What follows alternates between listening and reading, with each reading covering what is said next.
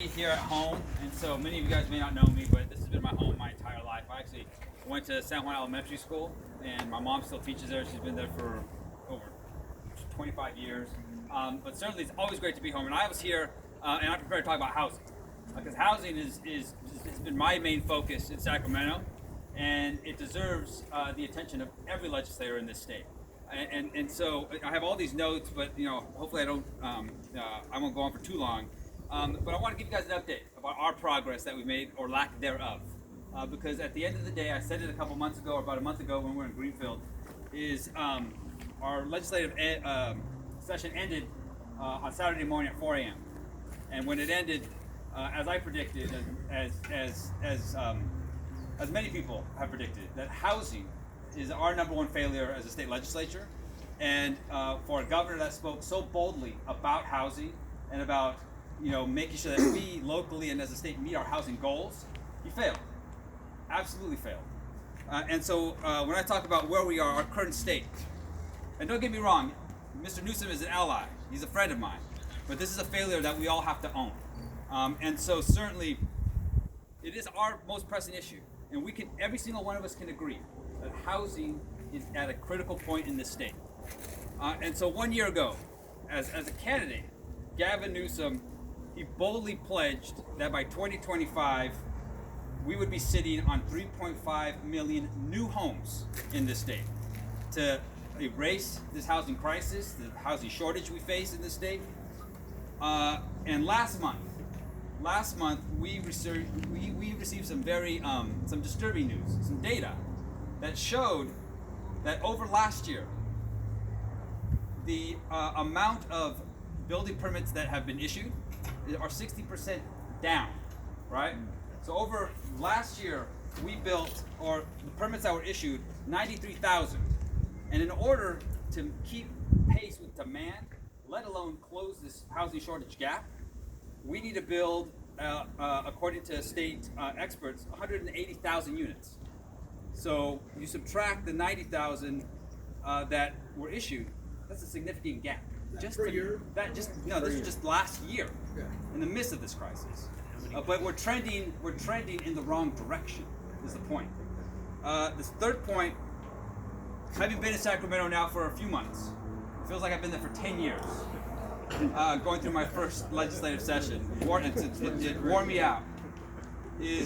What I learned is this is a place, California is a place of great wealth, the 5th largest economy in the world. But this is also a state with incredible poverty. When you look at the data, where 20% of all people in California, 20% officially are listed as living in poverty, and another 20% are listed as living near poverty. 40% of all Californians live in poverty in this state, and that is absolutely unacceptable.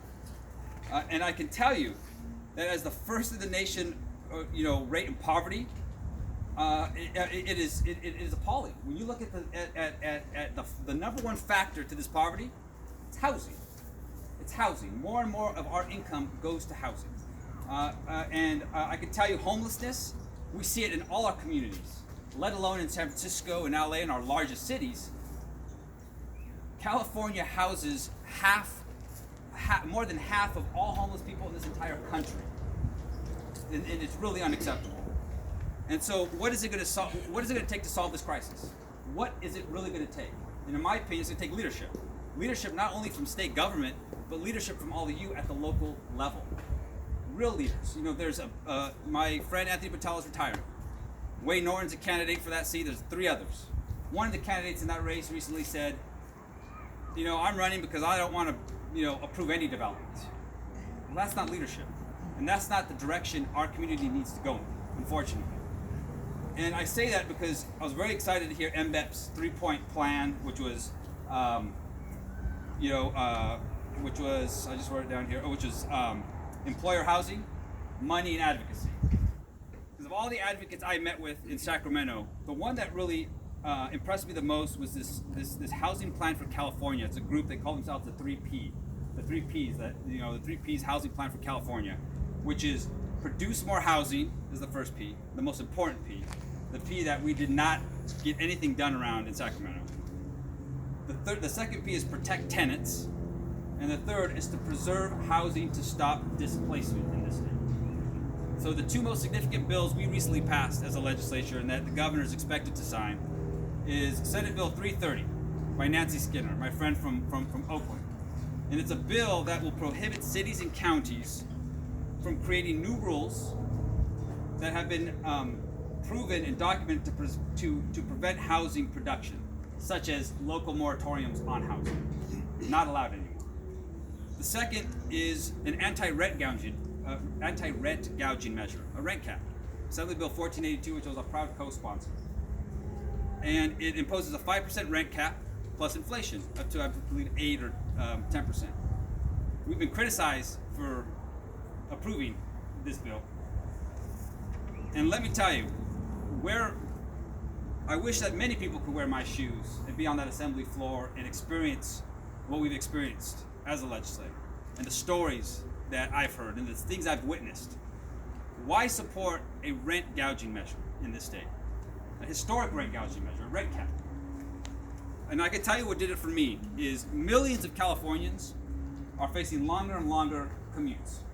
Our region here leads the nation, San Francisco Bay Area region, in the amount of super commuters we have here. People that spend more than 90 minutes a day in their car, they're classified as super commuters. From 2007 until now, the percentage of increase in supercommuters is 180%, the most in the entire country. Plans are being explored for several local governments and special districts for workforce housing for teachers. We're talking housing projects just for teachers, for nurses, police officers, firefighters. Public projects for housing to house employees. And the one that got me the most, and why I became a co-author for this rate cap, is because of an article I read and conversations I had with people from San Mateo where police officers were sleeping in cars. Police officers who make a great wage were sleeping in cars because they couldn't afford to live in San Mateo. It's ridiculous. And so what I learned is that this housing crisis involves high home prices, high rents, historic eviction rates, and a first of the nation homeless problem. And so although the focus needs to be on more houses and production, we cannot forget about other people that this housing crisis is affecting. And that's why I supported 1482, and that's why I'm excited the governor is going to sign it, because we need to do everything in this housing crisis. And it's ironic and very frustrating. 2 days, I think we took up 1482 on Wednesday, 2 days before our session was going to end. And both Democrats and Republicans got up, and they all had their talking points that must have been written by industry and by California Realtors Association. Even though I love the realtors, we get along. But they got up, Democrats and Republicans, they stood and pleaded with all of us. And they said that we needed to slow things down, 1482 wasn't going to solve anything, and that we needed to focus on housing production. That was their statement. We needed to focus on housing production. So I very patiently and respectfully stood up and left the room, left the gallery. Because when you have, because I couldn't stand to be in a room full of hypocrites. Because when you have Democrats and Republicans pleading for us to vote down this tenant protection bill and focus on production, when the number one bill that addressed production this year was from my friend Scott Wiener, Senate Bill 50, these people that pleaded about production, I didn't see their name on the bill like my name was on the bill. Because for me, if you're serious about housing, it's an all-above approach. You got to do everything. Protect tenants, you got to protect people, you got to build, you got to fight with communities to make sure that we're building the housing we so desperately need. And so lip service is very, very easy to do. Actions always speak louder than words. And so I'm committed, I've always been very committed to housing, and having my name on SB 50 is proof of that. And I hope that these colleagues that spoke up, we're not going to let them forget the things that they said when it comes to production. But also one thing I wanted to point out as well is very proud in our first session that we just completed. My number one priority was our Farmworker Housing Bill, 1783. And understanding the need in this district. It was said here when Matt spoke in the beginning that our Farmworker Housing Bill is about data. is about solving a problem locally. And from the very beginning, the conversations I had with the governor and with my colleagues is our farm worker housing bill wasn't going to solve this housing crisis, but it was a tool to help this district in particular that has over 90,000 farm working families and farm workers. It was a bill that was going to make a difference. It was a step in the right direction to provide that support and help for so many farm working families, like families that I came from. And I'm not an expert on housing. I'm not an expert on many things, but I can speak on this issue from experience because I lived in farm worker housing right here in San Bernardino County. I grew up in farm worker housing, and I can tell you that was it difficult? Yeah, I lived in poverty. Yes, I lived in overcrowded conditions, but it was that roof over our heads that provided us the housing stability that my family needed. And my grandfather worked every single day in the same fields where we lived, and promised us that if we worked hard, we would have opportunity in this state. And he was absolutely right. But it was that housing that we had over our heads that gave my family upward mobility. That, it's a fantastic story, from poverty and farm worker housing to the state legislature. But it wasn't because I was the smartest person in my classroom. My teachers will tell you that. It wasn't because of luck. It was because of the housing that we had. That housing stability gave my family opportunity. And so our farm worker housing bill was always about the families that are right here on the Central Coast. It was always about providing opportunities for families that so desperately need housing in this state and in this region. And I have a problem when 12 schools in the county of Monterey, 12 schools in the district I represent, where 1 in 10 of the students are homeless. It's appalling, and we can do much, much better than that. And I'm very proud of the work we did, from Matt Huerta's support to Alfred Diaz-Infante there in the back, all of the local support we had here. The last farm worker housing bill that was introduced a couple years ago didn't even get a committee hearing. And now our bill is on the governor's desk.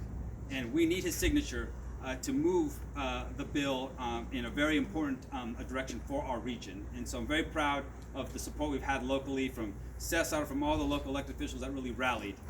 And I'm very proud of our bill. We're almost at the finish line. And then I'd like to add one last thing. I have all these notes and I get scattered here pretty easily. But again, my experience in Sacramento has been a good one, and very excited to wrap up the legislative year when we get back in January. And our focus is housing. Our focus is going to be housing. And working with my friend Scott Wiener, who's probably the most innovative and bold leader when it comes to housing. He and I have worked well together this year, and looking forward to what's to come next year. Because at the end of the day, again, actions speak louder than words, and we need to move the needle. We really need to be more aggressive when it comes to housing, and this is something that we need to solve together. I value local control. I was a county supervisor. I certainly don't want to tell San Juan Bautista how they need to grow, or the county of San Benito or Gilroy. I believe it's our job in the legislature to provide local governments with tools to be innovative with housing, because what's going to work here may not work in San Jose, may not work in San Francisco. But we also have got to be strategic when it comes to housing and locate this housing where we desperately need it. And in my opinion, it's in the cities. It's in San Francisco, it's in San Jose, allowing them to reduce regulations there, change zoning in those areas so that they can accommodate their workforce, because they're living here and it's impacting our quality of life. And certainly what works well there won't work well here. But offering that flexibility, offering those tools, that innovation when it comes to housing at the local level is absolutely what we need. And it's places like MBEP and organizations such as MBEP that are a significant voice for this region and part of how we're going to get out of this housing crisis moving forward. So thank you all for being here, and I'd be happy to answer that question. I have a question.